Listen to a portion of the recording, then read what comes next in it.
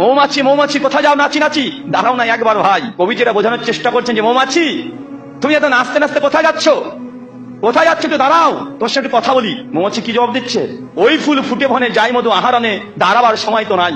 ওই যে ফুল ফুটেছে, আমার দাঁড়ানোর সময় নেই, আগে মধু আহরণ করতে হবে। আচ্ছা, মৌমাছি যে মধু আরোহণ করবে নিজের জন্য, নিজে খাবে, তার ছেলে মেয়েদেরকে খাবে, তার পরিবারকে খাবে না, এই মানুষের জন্য। কার জন্য? মানুষের জন্য।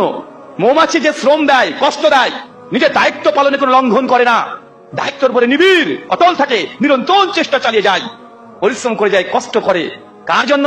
নিজের জন্য নয়, এই মানুষের জন্য। আহলে হাদিস যুবক তরুণদেরকে, প্রত্যেক সালাফি দ্বীনি ভাইদেরকে, তাদেরকে মৌমাছির মতো হতে হবে। কিসের মতো? মৌমাছির মতো।